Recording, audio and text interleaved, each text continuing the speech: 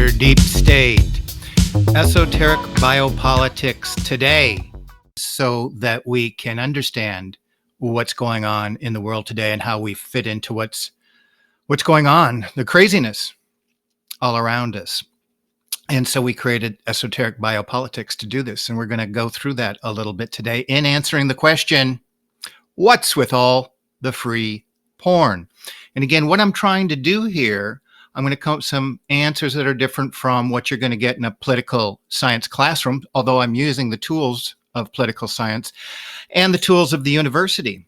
So I challenge you, if you go to one of your professors, perhaps in economics or religion, and ask him, what's the deal with all the free porn? It doesn't really seem to fit in with a business model. Professor, why? And we see so many things around us today that are just crazy. Owners of football teams doing things that would seemingly alienate their own fans.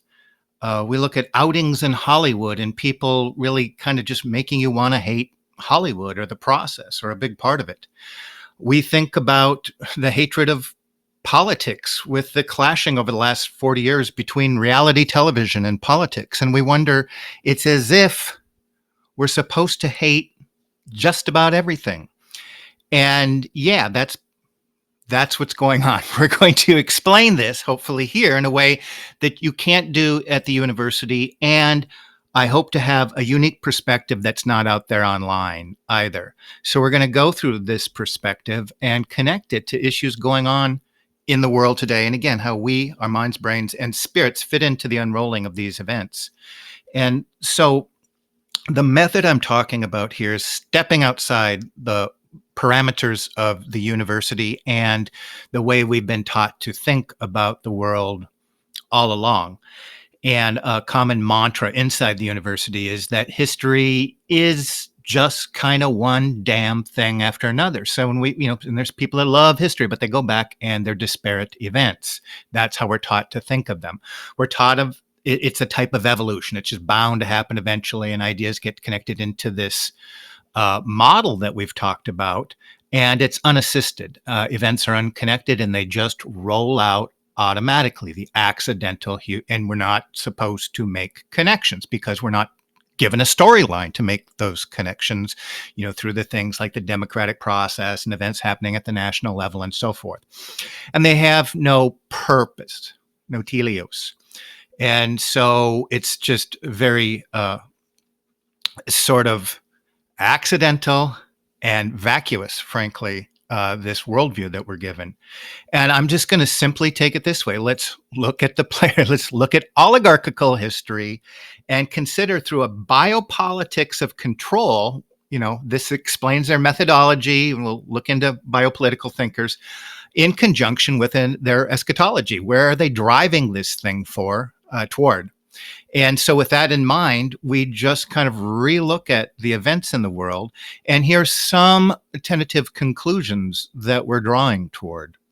The current world, constructed upon the franchise of state sovereignty, the nation-state system created in 1648, and more recently, individual liberty, is experiencing the death throes of a system being strangled by its own creators, because that's what we're doing here. We're showing that systems have creators and operators, just like what we see when we look at hegemonic stability theory. Soon we will witness the permanent cessation of all vital signs. It's being choked. It's being pinched. The very system that the creators of the system are choking it. Soon we will witness the permanent cessation of all vital signs. From the ashes will come a new order. Thousands of years in the making. And this new world order will be, we're going to argue now, universal. This is what's rolling out, a universal order. It will be theistic. It will be collectivist.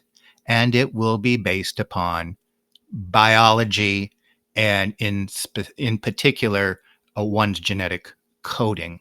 And it's also, in part of this great project, it's based upon old world notions of hereditary privilege that have always been present. And it will be coupled with new cutting edge biotechnology that, as Foucault would say, will manage the human processes under regimes of authority over knowledge and power.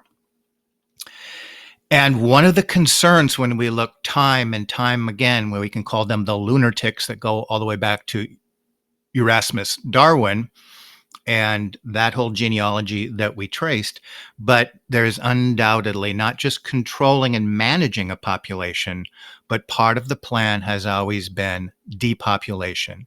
And that doesn't make a lot of sense on a mass scale until you look at the esoteric eschatology of the oligarchical players involved. And some estimates have depopulation agendas as large as 95% of the human population. So we're talking a pretty big deal. Like, what? That sounds crazy. Okay. So we're going to dig into that a little bit. And what I'm going to argue today, then, free porn fits into this eschatology and the depopulation. And I'm going to use the phrase ascension through dissension. It's within this larger esoteric tradition, there's a particular vein that comes into it and is part and parcel of degrading humanity in order for this final esoteric eschatology to be realized. The degradation of humanity is involved. And we see this idea, order out of chaos, the phoenix coming from the ashes. It is interwoven with all of the world traditions going back to the ancient world. Just look at the phoenix or symbolize variations thereof, like the eagle. Order out of chaos is both a method of handling a situation all the way to pushing macro historical events together. So I'm going to look at one component of that idea, which is redemption through sin, and have it help explain for us so many of the curiosities going on in the world today.